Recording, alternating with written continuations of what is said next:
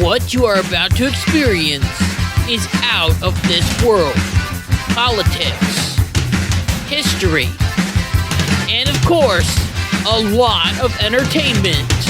It's time to rock it with the Docket. Hey, what's going on, everybody? It's Kyle Dockery with the Dockery Docket.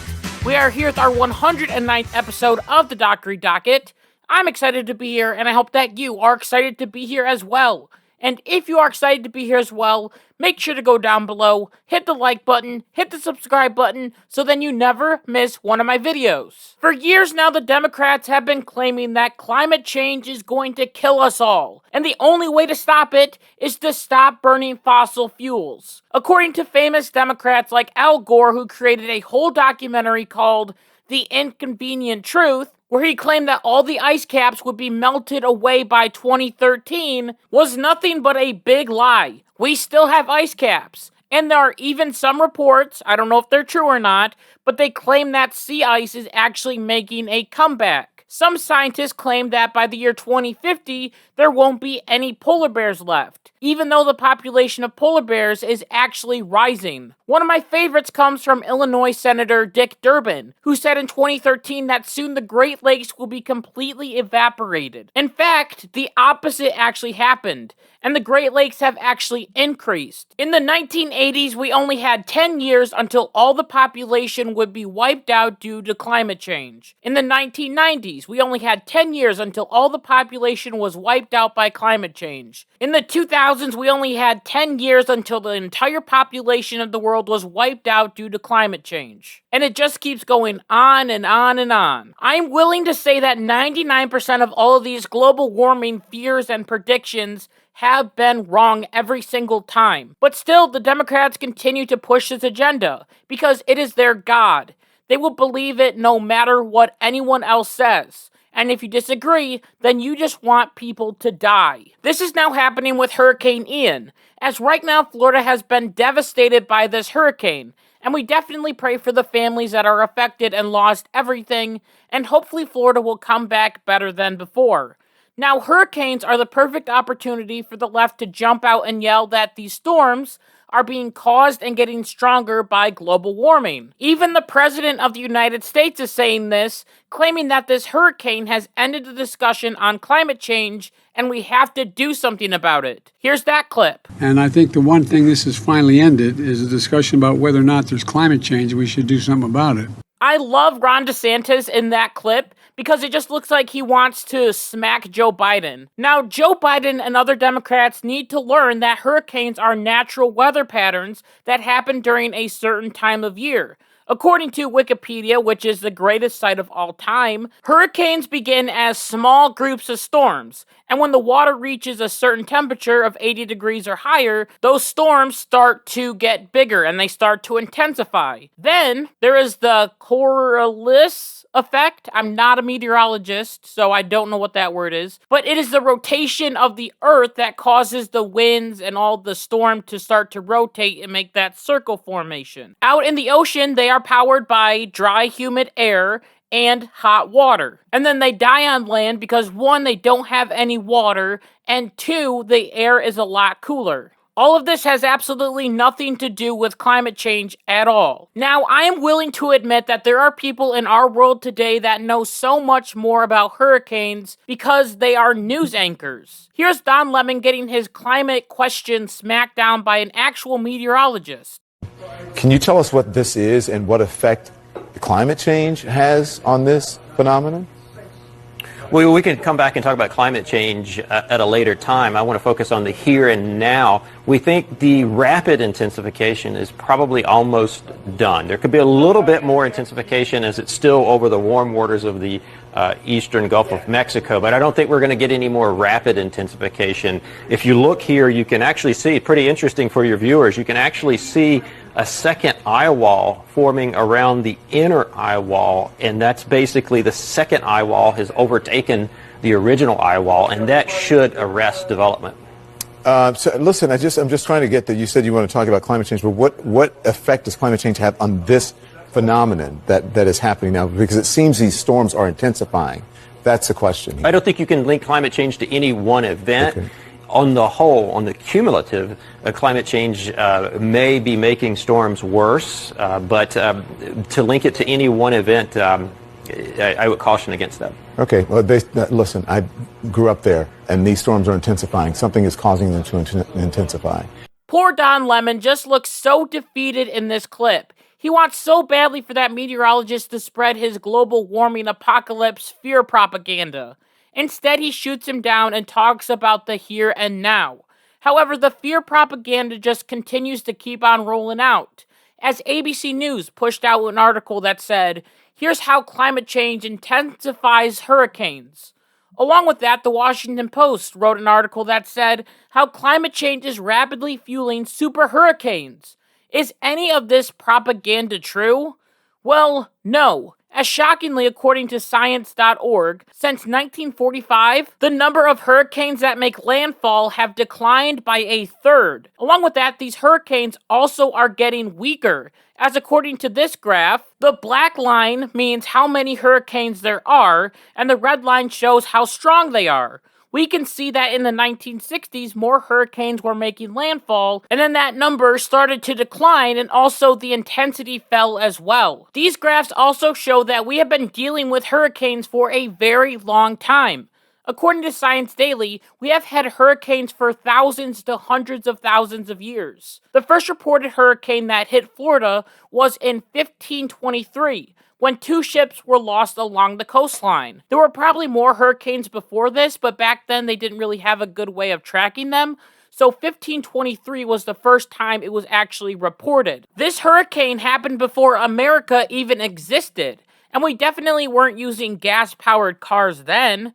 It begs the question, when did our burning of fossil fuels cause these hurricanes to get more dangerous according to the left? Apparently, it must have started in the 1700s when the first coal steam engine was invented, and we started to burn coal, even though we already went over evidence that we were having hurricanes way before then, and they were probably just as strong or stronger than the ones that we have today. The problem that the Democrats and these climate alarmists don't understand is that if we stopped burning fossil fuels right now, 100% we're all green, we would still have hurricanes because once again, we have had them for thousands of years, and they are natural weather patterns. There are even hurricanes and different storms on other planets as well. Jupiter has a big old red spot on it, and that red spot is just a huge storm that has lasted for thousands and thousands of years. We know that Jupiter doesn't have any climate change because no one is burning fossil fuels there, because there are no humans there.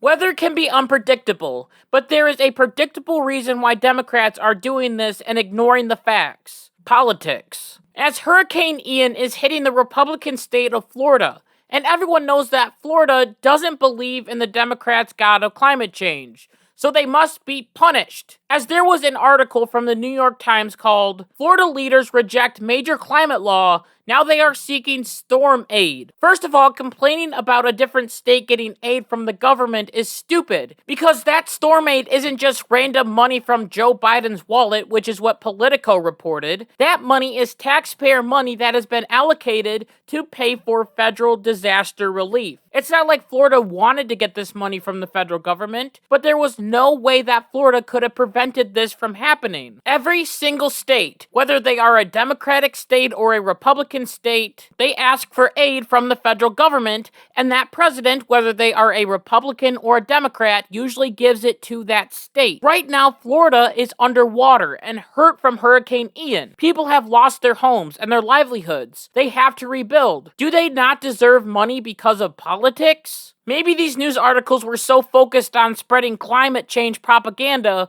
that they forgot that there were people on the ground that are suffering. Also, according to this article, the hurricane is Republican Senators Rick Scott and Marco Rubio's fault. As the article said, in August, the 2 senators joined every fellow Republican in the Senate to oppose a new climate law that invested $369 billion in reducing greenhouse gas emissions. Okay, let me get this straight. If Marco Marco Rubio and Rick Scott and all the other Republicans would have just voted yes on the Inflation Reduction Act, which was full of a bunch of green crap, man, someone should really make a video about that, then the hurricane would have magically moved in the other direction and would have avoided Florida, and the hurricane would have just disappeared. The state would have been saved, all because we threw money at the problem and signed the Inflation Reduction Act. What if I told you? Now, this might be a little bit shocking, but that's not how hurricanes or weather works. Kansas has a lot of tornadoes. Why don't they just sign the Tornado Reduction Act? Michigan has a lot of snow. Why can't they just spend a lot of money to make the snow stop? It must be because those state senators don't vote on certain legislation. These people are just ridiculous. However, I'm sorry to tell you, but it just gets more and more ridiculous. As I said at the beginning of this episode, to the left, global warming is their god,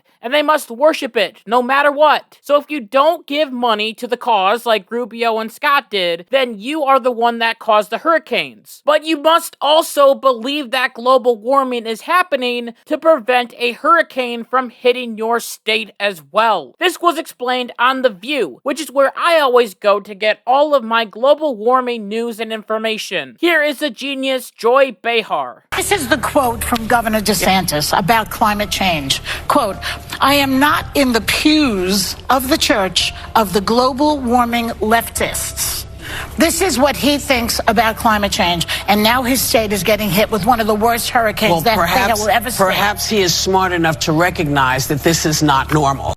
So because Ron DeSantis doesn't believe in this global warming propaganda, it means that this hurricane is coming and hitting Florida. It is almost like this is his punishment for not believing in climate change. Why can't Ron DeSantis just believe in the science? If you believe in our god of climate change and global warming, then nothing wrong will ever happen to your state ever again. Do you know why states like Michigan don't get hurricanes? No, it's not because they aren't close to the ocean, but because Michigan believes in climate change. Do you know the reason that California doesn't get hurricanes? No, it's not because the water is colder and there are cold currents and the directions of the wind are different, but because they believe in climate change. Nothing wrong has ever happened to any other state. They haven't had any hurricanes or storms or natural disasters because they believed in climate change and they believed in the science. This is just moronic thinking. No matter how hard I believe in something, it doesn't mean that it will come true. Or if someone believes in something that is opposite of what I believe in, then they get punished for their beliefs. All of this to me just seems like cult thinking. And remember, this is the party of science. You must believe in the science, they say. COVID vaccines should be given to your small children. No questions asked. The science that says that fetal heartbeat that you are hearing is actually a machine, so then the patriarchy can control your body. Yes, Stacey Abrams actually said that. Here's that video. There is no such thing as a heartbeat at 6 weeks. It is a manufactured sound designed to convince people that men have the right to take control of a woman's body away from her. They believe in the science that we all must stop using fossil fuels right away, or a little Swedish girl will get on stage and say, "How dare you?" Well, I might respond by saying, wind and solar aren't very reliable. Can we use nuclear power? Heck no. The science claims it to be bad. So enjoy the brownouts and freezing in the winter, and if you complain, your state will be hit by a hurricane. And this is why the media has to attack Ron DeSantis and other Republicans, because they are going after their climate change god. This isn't the first time that a Republican has been blamed for a hurricane or making hurricanes worse. Hurricane Katrina, which was one of the worst hurricanes to hit Louisiana, especially the New Orleans area, was blamed all on George Bush. Even though he declared a state of emergency and sent resources to that area, he got in trouble for flying an airplane around the city because he didn't want to land and stop emergency services from getting to the people. And a lot of what happened during Hurricane Katrina was on the Louisiana government. St. Louis is literally built below the sea level, so they have a lot of levees to make sure that water doesn't get in.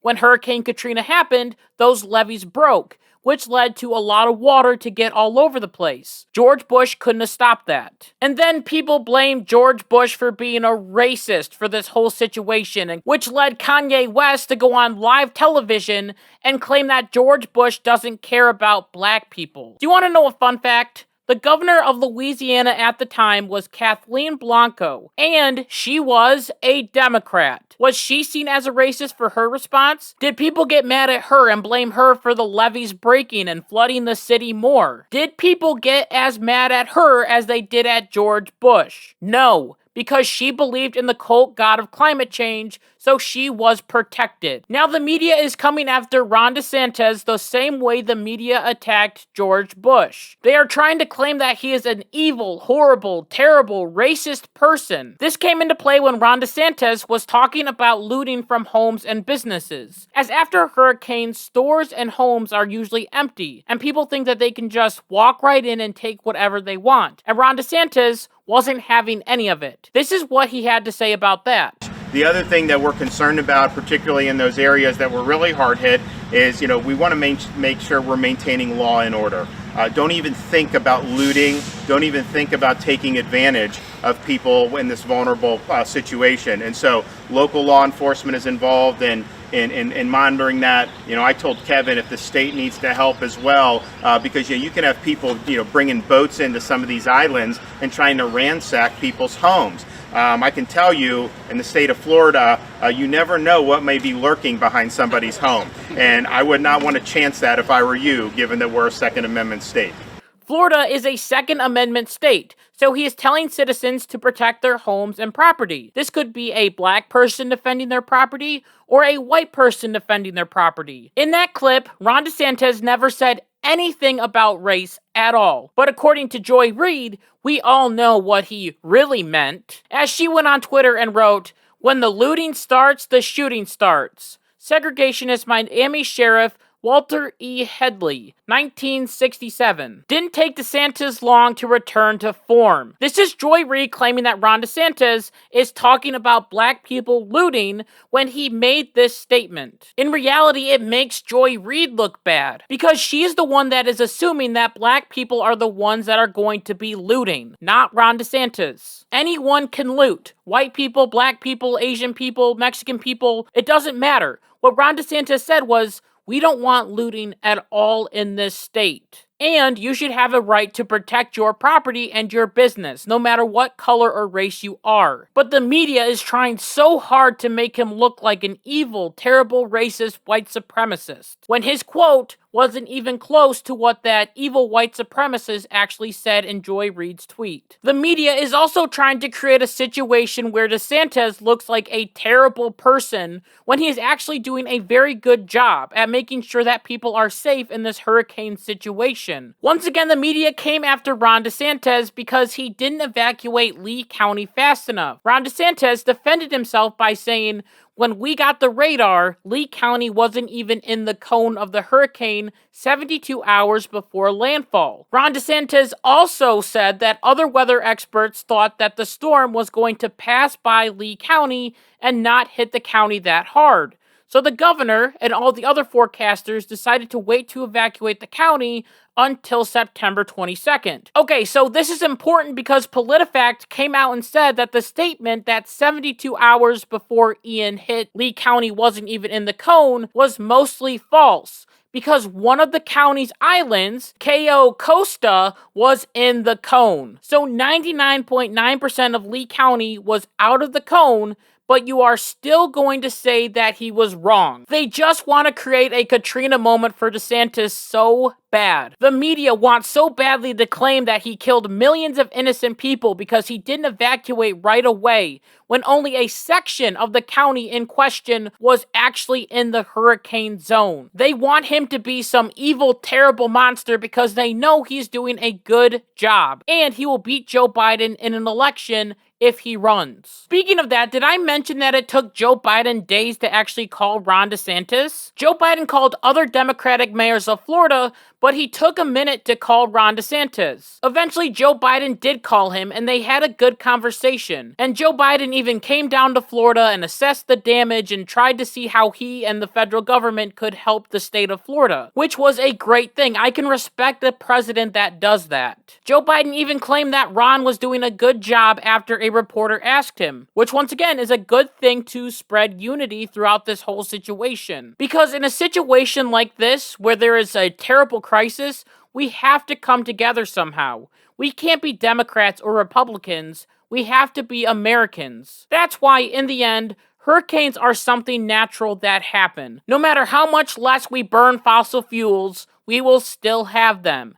And no one is to blame for hurricanes coming and hitting a state. Not a president, not a governor, or a person that doesn't believe in the exact same thing that you do. Hurricanes are not a punishment. They just happen, and we have to rebuild after that. And with that, I just want to thank you so much for listening to this episode of the Dockery Docket. And until next time, like my mom always says, be good, be kind, be loving, goodbye.